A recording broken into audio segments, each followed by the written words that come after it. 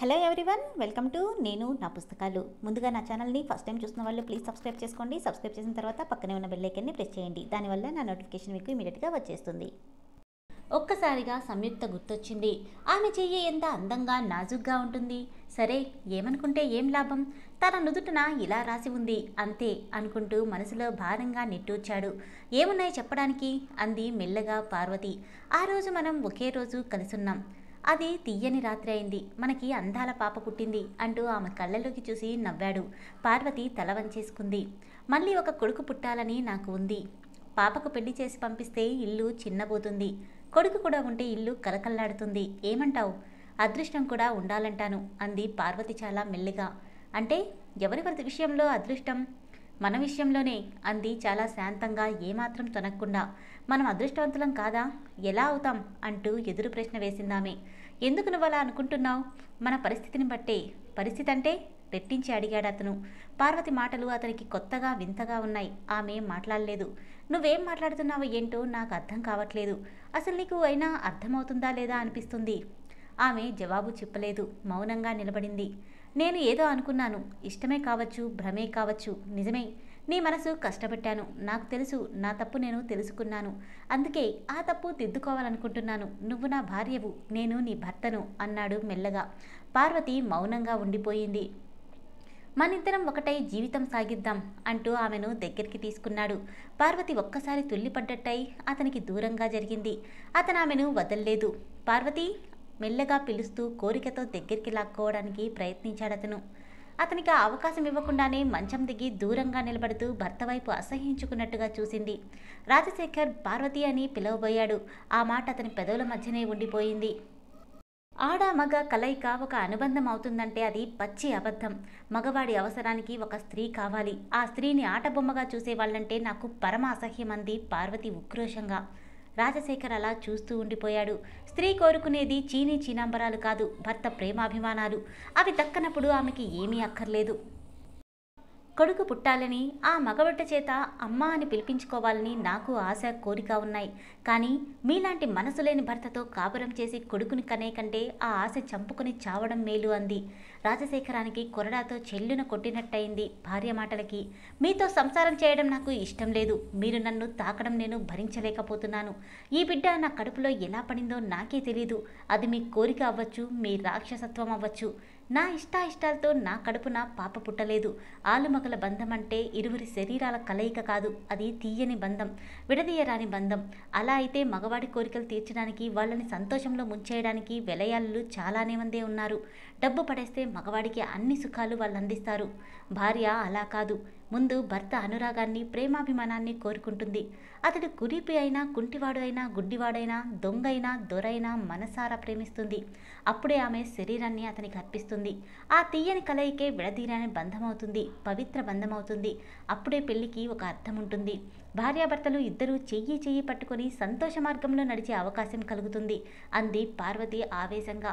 రాజశేఖర్కి నోట్లో మాట రాలేదు. పార్వతి ఎప్పుడూ మూగమ్మాయిలాగే కనిపిస్తుంది. ఎంతో అవసరమైతేనే కానీ మాట్లాడదు. ఆ మాట్లాడేది చాలా తక్కువ. అలాంటి పార్వతి ఇప్పుడు ఎన్నెన్ని మాటలు మాట్లాడింది. పార్వతికి కూడా మాటలొచ్చా? ఆమె మాట్లాడిన ఒక్కో మాట ఎంతో అర్థంతో కూడి ఉంది. పార్వతి మాట్లాడే మాటల ముందు ఏ చదువుకున్న అమ్మాయి కూడా పనికిరాదనిపించింది రాజశేఖర్కి. పట్నం అమ్మాయిలు ఎంతసేపు తలతల మెరిసే చీరలు, జిగ్ మెరిసే నగల కోసం, హ్యాండ్ బ్యాగుల కోసం, హై హీల్స్ కోసం పాకులాడతారే కానీ ఇంత లోతుగా ఆలోచిస్తారా? పల్లెటూరు అమ్మాయిలకి తలతల మెరిసే బట్టలు, జిగజిగమనిపించే వస్తువులు ఏం అక్కర్లేదా? సాదా చీరలు చాలా. కానీ వాళ్ళకి అన్నీ గడుసు ఆలోచనలే. పార్వతి అందరు ఆడపిల్లల్లాంటిది కాదు. సమయం వస్తే నడుం బిగించి ముందుకు ఉరకగలదు. పార్వతి అసలు అమాయకురాలే కాదు, అది తన భ్రమ. ఆమె దగ్గర, ఆమె మాటల దగ్గర తన చదువు, తన తెలివితేటలు అర్థం పర్థం లేనివి. అయితే పార్వతి తనకి దూరంగా ఉండాలని కోరుకుంటుందా? అయితే ఈ సంసారం ఇంతేనా? రాజశేఖర్ కుమిలిపోయాడు. పార్వతి అన్న మాటలు భర్తని అన్నా ఏం జరగనట్టు వెళ్ళి కూతురి పక్కలో నిద్రపోయింది. అతనికి ఆ రాత్రంతా నిద్రే పట్టలేదు. బాధతో గుండె బరువెక్కిపోయింది. రోజులు గడుస్తున్నాయి. సంవత్సరం తిరిగేసరికి రాజశేఖర్ విశాఖపట్నంలో హాస్పిటల్ ఓపెన్ చేసి అక్కడే స్థిరపడిపోయాడు. తాయారమ్మ, పార్వతి పాప అక్కడికి వచ్చేశారు. పాప పెరిగి పెద్దదవుతున్న కొద్దీ నానమ్మ కథలు, కబుర్లు నచ్చి ఆవిడ దగ్గర చేరికైపోయింది. రాత్రుళ్ళు ఆవిడ దగ్గరే పడుకుంటుంది పాప. రాజశేఖర్ పూర్తిగా తన వృత్తిలో లీనమైపోయాడు. ఇంట్లో సుఖం లేదు. బాధల్ని మర్చిపోవడానికి గాను అతను ఇలా తయారయ్యాడు. ఆయన గది వేరు, పార్వతి గది వేరు. తారకి చిన్నప్పటి నుండి మంచి ఆహారం ఇవ్వాలని ఆయన కోరుకునేవాడు. తాయారమ్మ తారకి ఉదయం మజ్జిగన్నం మంచిదని పెట్టేది. తన కూతుర్ని తనకు నచ్చినట్టుగా వాళ్ళ అమ్మ ఉండనిచ్చేది కాదు. తండ్రి కంటే తారకు తల్లి అంటేనే ఇష్టం. కారణం నానమ్మ చెప్పే కబుర్లు. తండ్రి ఎవరో సంయుక్త అనే ఆవిడ వల్లో పడి తల్లిని పడరాని పాటలు పెడుతున్నాడని ఆమెకి చిన్నప్పటి నుండి నూరిపోసిందామె. అందుకే ఆ భావం ఆమెకు నాటుకుపోయింది. ఆయన పిలిస్తే వెళ్తుంది, లేదంటే లేదు. ఆ ఇంట్లో ఒకరికొకరు పలకరించుకోవడం, నవ్వుకుంటూ సరదాగా ఉండడం లేనే లేదు. పార్వతికి రాను రాను ఉపవాసాలు ఎక్కువైపోయాయి. రాజశేఖర్కి తన బాధ చెప్పుకోవడానికి కూడా ఎవరూ లేరు. అతని మనస్సు బాధతో విలవిల్లాడిపోయింది. రాజశేఖరం గారు తన కథంతా వివరంగా సంయుక్తకు చెప్పి భారంగా నిట్టూర్చాడు. ఇప్పుడు చెప్పు సంయుక్త, నేను సుఖపడుతున్నానా? చెప్పు. నీ మాట మీద పెళ్లి చేసుకున్నాను. నన్ను బలవంతంగా అటువైపు తోశావు. ఎందుకు తోశావు? నీకు నేను ఏం అపకారం చేశాను? ఆనాడు నా తల్లి ఏమైపోతుందా అని ఆలోచించావు. ఈనాడు నా కోసం ఏం ఆలోచిస్తున్నావు? సంయుక్త, నా బాధ ఏంటో ఎవ్వరికీ అర్థం కాదు. నా తల్లి బతుకున్నంతకాలం ఆ ఇల్లు అంతేనేమో. ఆ రోజు పార్వతిని చేసుకోకపోతే నా తల్లి బతకదేమో అని భయపడ్డాను. ఈరోజు నా తల్లి త్వరగా వెళ్ళిపోతే బాగుంటుందనిపిస్తుంది. కన్నతల్లి చనిపోవాలని ఏ దుర్మార్గుడు కోరుకోడు. నేనలా కోరుకుంటున్నానంటే నా బాధ భగవంతుడికే తెలుసన్నాడు ఆయన ఆవేశంగా. సంయుక్త కళ్ళనీళ్లు గిర్రున తిరిగాయి. ఆయన ఆవేదనను చూసి ఆమె మనసు ద్రవించిపోయింది. ఆయన్ని ఓదార్చే శక్తి తనకు లేదు. సంయుక్త, ఆయన అన్నట్టు ఉన్నట్టుండి ఆతృతగా పిలిచాడు. ఏమిటన్నట్లు చూసింది. నాకొక చిన్న సాయం కావాలి. ఏంటో చెప్పండి అంది మెల్లగా. తార గురించి నీకంతా చెప్పానుగా. తారను తీర్చిదిద్ది ఒక దారిలోకి తీసుకురావాలి నువ్వు. తారకు పెళ్లి అయ్యేలా చూడాలి. ఒక్క సాయమే, ఈ ఒక్క సాయం చాలు నువ్వు నాకు చేస్తే అన్నారు ప్రాధేయపరుడు. కానీ నా మాట తార వింటుందా అని సందేహం వెళ్ళబుచ్చిందామె. వింటుంది, తప్పకుండా వింటుంది. నువ్వు వైజాగ్ వస్తానన్నావు కదా, తారను నీ దగ్గరికి తీసుకొస్తానన్నాడు. అయితే నేను హోటల్ రూమ్లో దిగుతాను, మీరు తారను అక్కడికి తీసుకురండి. ఆయన ఉత్సాహంగా చూశాడు. నా సాయశక్తుల ప్రయత్నించి తారను దారిలోకి తీసుకురావడానికి చూస్తాను. కానీ అంటూ ఆగిపోయింది. ఏంటి అని ఆతృతగా అడిగాడతను. నా మాట తను వింటుందా అని. నువ్వు అలా అనుకోవద్దు. తార చాలా అమాయకురాలు. నువ్వెలా చెప్తే అలానే వింటుంది. నువ్వలాంటి సందేహాలేం పెట్టుకోకు. ఇక ఏం మాట్లాడలేదామె. మర్నాడు ఫ్లైట్కి ఇద్దరూ వచ్చేస్తూ షాప్కి వెళ్లారు. సంయుక్త తార కోసం కొన్ని టాయిలెట్ సామాన్లు, క్లిప్స్, మంచి చీరలు అన్నీ తీసుకుంది. రాజశేఖర్ మౌనంగా ఉండిపోయాడు. సంయుక్త తన హాస్పిటల్ని మరో డాక్టర్కి 2 రోజులు అప్పగించి తనొచ్చేదాకా చూడమని చెప్పింది. సంయుక్త ఫ్రెండ్స్కి ఫోన్ చేసి వెళ్ళి అమ్మాయిని చూసొచ్చింది. ఆ అమ్మాయి నిజంగానే చాలా అందంగా ఉంది. సుదీప్కి సరైన ఈడు జోడు అనిపించింది. అందం ఉంటే చదువు, చదువు ఉంటే అందం ఉండదు కొందరికి. ఆ అమ్మాయి మెడిసిన్ చదువుతుంది. తెల్లగా పొడవుగా దంతం బొమ్మలా ఉంది. సంయుక్త సుదీప్ పక్కన అమ్మాయిని ఊహించి చాలా ముచ్చటపడింది. పెళ్ళైతే ఇద్దరిది చూడచక్కని జంట అవుతుందనుకుంది. ఇద్దరు డాక్టర్లే అయితే ఒకరికొకరు అర్థం చేసుకునే అవకాశం ఉంటుంది.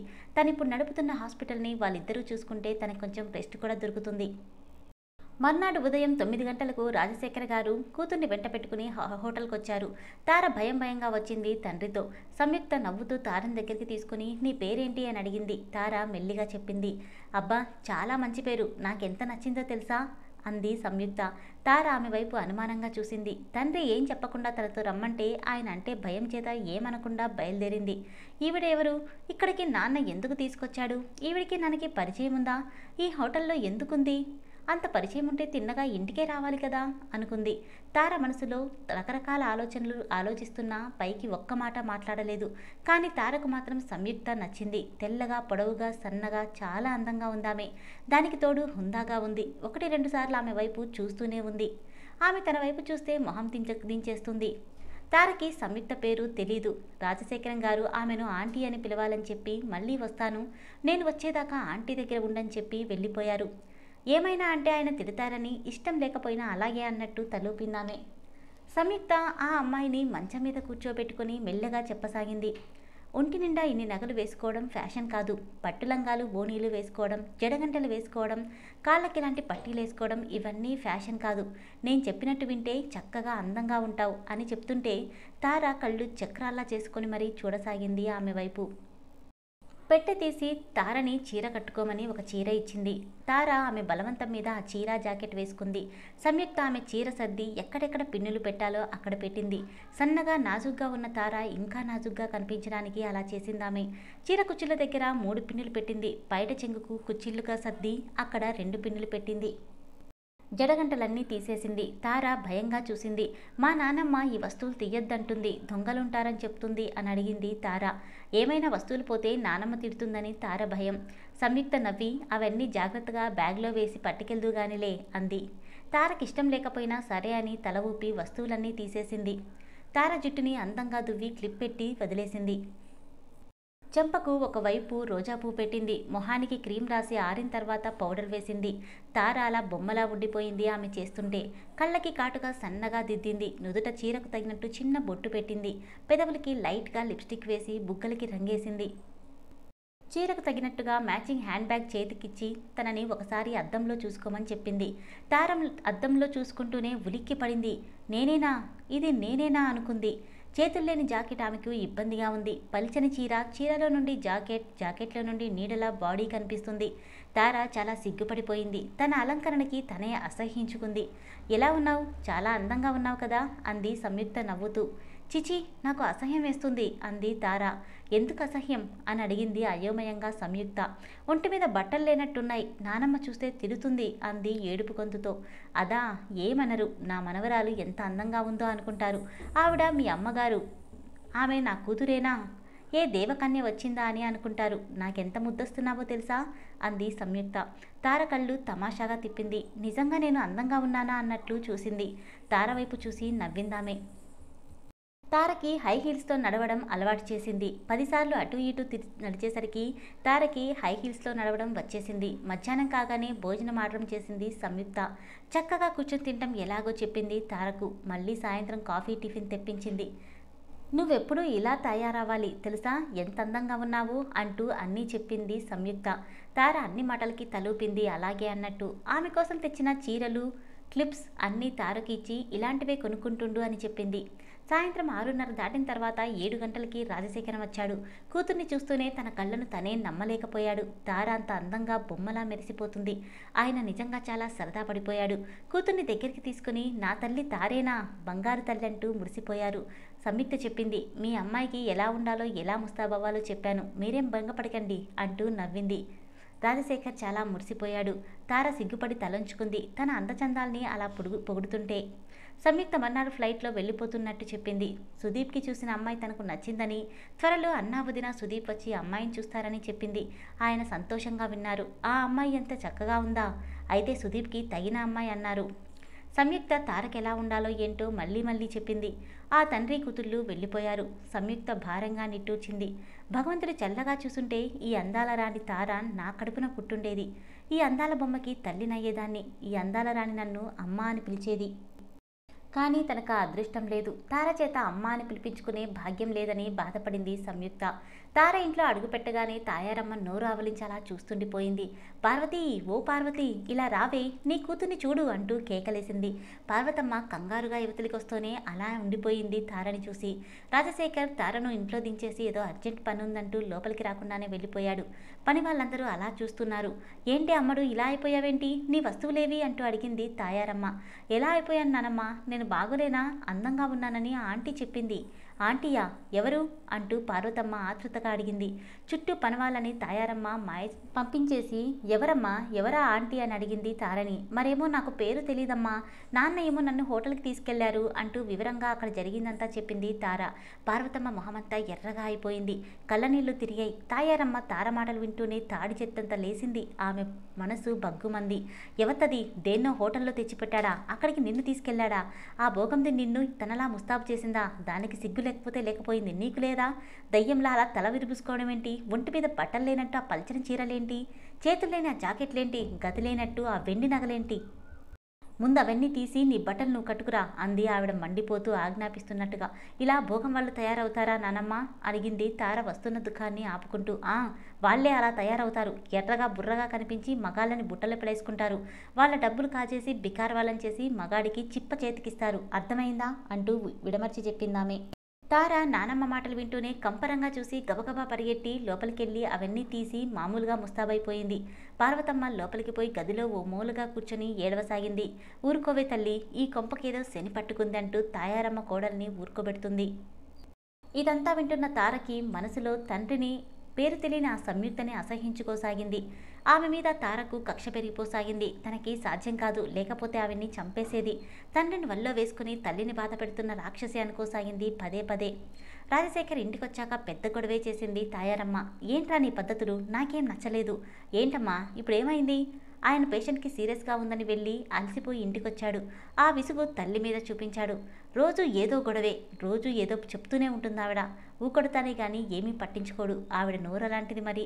ఏమైందని మెల్లగా అడుగుతావేంటి? నీకింత వయసు వచ్చింది, ఎదిగిన కూతురుంది. ఆ పిల్లకి పెళ్లి చేయాలన్న ధ్యాస లేకుండా తిరగడమేంటి? ఎవరైనా వింటే ఏమనుకుంటారు? పిల్లదానికి సంబంధాలొస్తాయా? ఆయన చివ్వున తలెత్తి చూశాడు. నువ్వేం మాట్లాడుతున్నావో నాకు అర్థం కావట్లేదు అంటూ కోపాన్ని దిగమింగుకుంటూ అడిగాడు.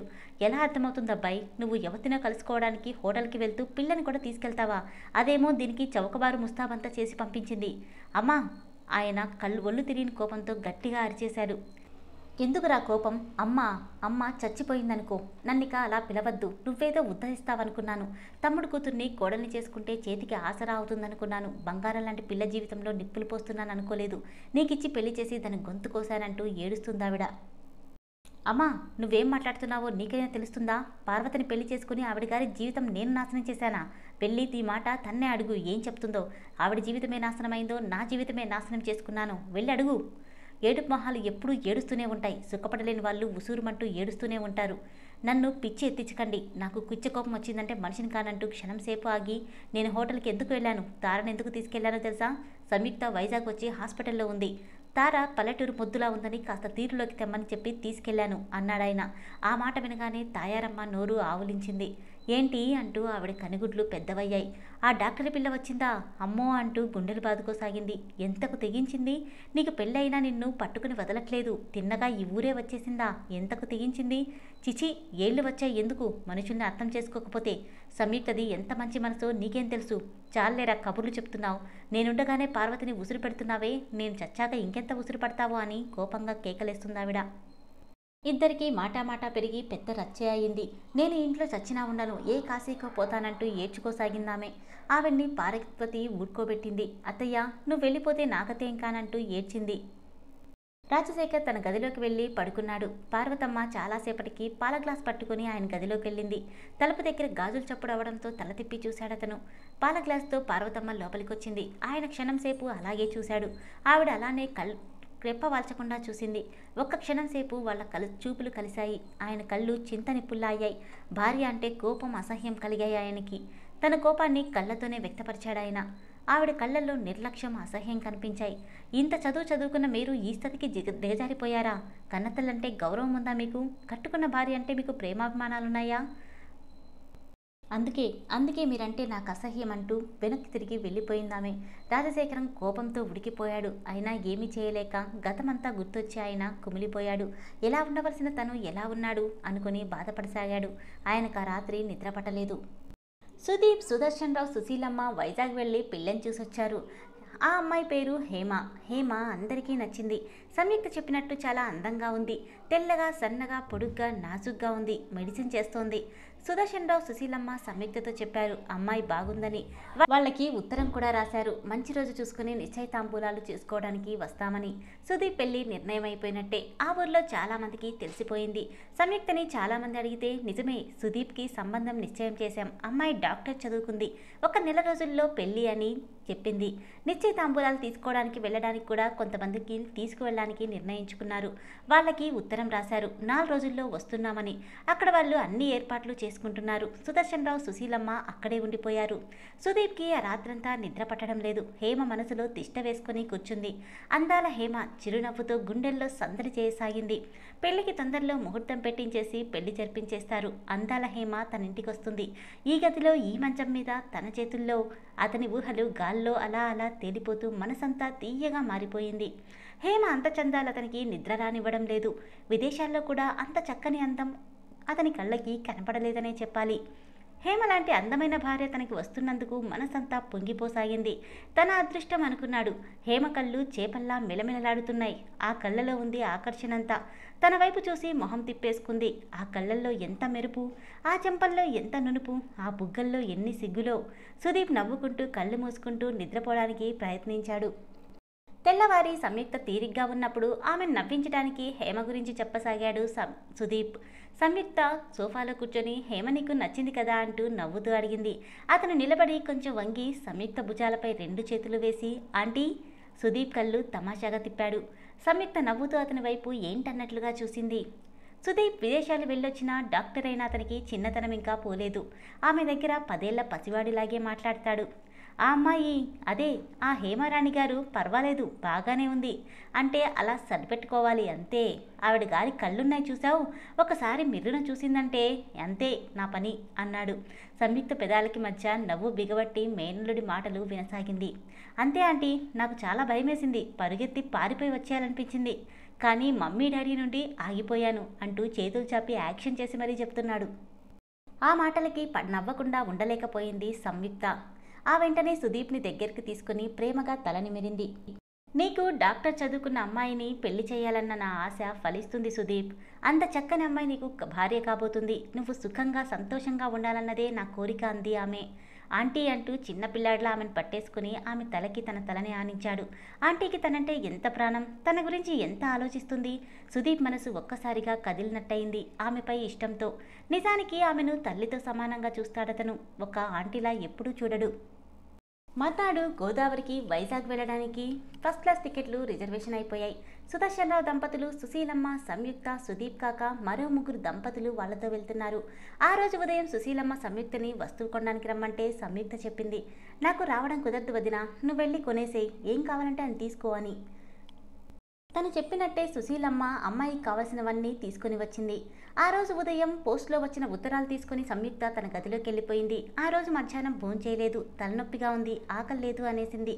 హాస్పిటల్కి వెళ్తుంటే సుదీప్ ఆమె వైపు చూశాడు. సంయుక్త మొహమంతా పీక్కుపోయి ఎన్నో లంకనాలు చేసినట్టుంది. కళ్ళు ఎర్రబడిపోయి రెప్పలు పొంగిపోయి ముక్కు ముఖం ఎర్రగా అయ్యాయి. ఆమె ఎప్పుడూ అలా కనిపించలేదు అతనికి. ఎందుకలా ఉంది? ఆంటీ మనసేమైనా బాలేదా? కారణమేంటి? సుదీప్ రకరకాలుగా ఆలోచించసాగాడు. ఎందుకు ఆమె బాగా ఏడ్చినట్టు కనిపిస్తుంది. రేపే ప్రయాణం. అందరూ సంతోషంగా ఉన్నారు. ఆంటీ కూడా చాలా సంతోషంగా ఉంది. కానీ ఇప్పటికిప్పుడు ఏమైంది తనకి? ఎవరి దగ్గర నుండైనా ఉత్తరం వచ్చిందా? ఏమీ అనుకోలేకపోయాడతను. ఆ రోజు సంయుక్త 5 గంటలకి తొందరగా ఇంటికొచ్చేసి గదిలో నిద్రపోయింది. సుదీప్ ఏదో మాట్లాడదామని గదిలోకెళ్ళాడు. సంయుక్త ఏదో ఉత్తరం చదువుతూ వెక్కి వెక్కి గుండెల విసేలా ఏడుస్తోంది. ఒక్క క్షణం అలానే చూస్తూ నిలబడిపోయాడతను. ఆంటీ అంటూ కంగారుగా పిలిచాడు సుదీప్. ఆమె ఎందుకు ఏడుస్తుందో అర్థం కాలేదు అతనికి. సంయుక్త అతన్ని చూడగానే కంగారుగా చేతిలో ఉత్తరం తలగడ కింద పెట్టేసి కళ్ళు తుడుచుకుంది. ఏం బాబు ఏంటి అంటూ రాని నవ్వు తెచ్చుకుంటూ అతనికి ఏదో అర్థమైనట్టుగా ఆ మాట ఏమనకుండా, రేపు మనం వైజాగ్ వెళ్తే ఏ హోటల్లో దిగుదాం? డాల్ఫిన్లోనా పార్క్ హోటల్లోనా అంటూ మాట మార్చేశాడు అతను. ఏ హోటల్ అయినా బాగుంటుంది, పార్క్ హోటల్ అయితేనే బీచ్కి దగ్గరగా ఉంటుంది అంది దుఃఖాన్ని దిగమింగుకుంటూ. అంతలో ఫోన్ రింగ్ అయితే ఆమె రిసీవర్ ఎత్తి హలో ఎంది. హాస్పిటల్ నుండి ఫోన్. ఆమెను వెంటనే రమ్మని. సంయుక్త రాలేనంటుంది.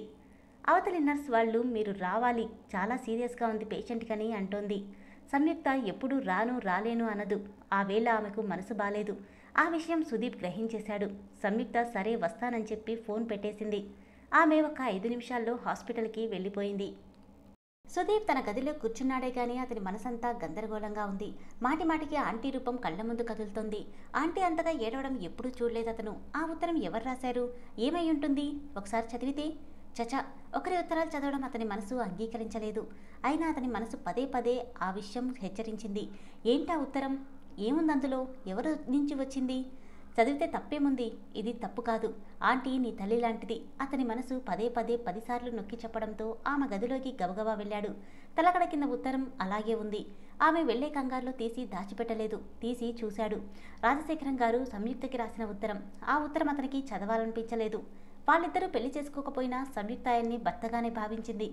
అలాంటిది ఆమెకు వచ్చిన ఉత్తరం తను చదవడమా? తప్పని భావించి పెట్టేశాడు. మళ్ళీ మనసు పీకసాగింది. ఎందుకంతగా ఆంటీ ఏడ్చింది అంటూ. ఉత్తరం తీసి అప్రయత్నంగా చదవకూడదు అనుకుంటూనే చదివాడు. ఉత్తరం ఇంగ్లీష్లో రాశాడాయన. ఉత్తరం తిరిగి తలకడ కింద యథాప్రకారం పెట్టేసి భారమైన మనసుతో తన గదిలోకి వచ్చి పడుకున్నాడు. అంకుల్ చాలా బాధపడుతూ గుండె కొత్తతో రాసిన ఉత్తరం అది. ఆ ఉత్తరంలోని వాక్యాలు అతని మనసులో నాటుకుపోయాయి. పదే పదిసార్లు ఆ మాటలే గుర్తుకు రాగసాగాయి సుదీప్కి. సంయుక్త, నేను ఓడిపోయాను, చిత్తుగా ఓడిపోయాను. సుఖం లేదు, శాంతి లేదు, నా గురించి పట్టించుకునే వాళ్ళు లేరు. నీ చేతులారా చేశావు. ఇలా మనసు లేని మనుషుల మధ్య బతుకుతున్నా బతుకునాది.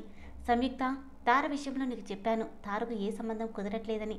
దానికి నానమ్మ గారంతో ఫ్యాషన్ అంటే ఏంటో, లోకజ్ఞానం అంటే ఏంటో తెలియకుండా ఉంది. ఆ రోజు నీ దగ్గరికి తారను తీసుకొచ్చాను. ఇంటికెళ్ళాక పెద్ద గొడవే అయ్యింది. ఒక్కగానొక్క కూతురికి పెళ్లి చేయలేకపోతున్నాను. వచ్చిన సంబంధాలన్నీ తిరిగిపోతున్నాయి. ఇక నేను నిర్ణయించుకునేది, తారకు ఈ జన్మలో పెళ్లి కాదు, జీవితాంతమంతా అలాగే ఉండిపోతుంది. అది దాని శాపం. సంయుక్త, తార గురించి నేను ఎంత ఏడుస్తున్నానో, ఎంత బాధపడుతున్నానో ఎవ్వరికీ తెలీదు. నా జీవితమే ఒక శాపం. అంతే సంయుక్త, అంతే. తార జీవితం కూడా అంతే. దానికి తెలియట్లేదు ఈ విషయం. నాకేమనిపిస్తుందో తెలుసా సంయుక్త? మనిద్దరం పెళ్లి చేసుకుని ఉంటే పార్వతి కడుపున పుట్టిన తార నీ కడుపున పుట్టేది. అప్పుడు తార బంగారు బొమ్మలా తయారయ్యేది. అందచందాలతో పాటు విద్యాబుద్ధులు నేర్చుకుని ఉండేది. తారని మనం డాక్టర్గా చదివించి ఉండేవాళ్ళం కదా. అప్పుడు మన సుదీప్కి ఇచ్చి పెళ్లి చేసేవాళ్ళం కదూ.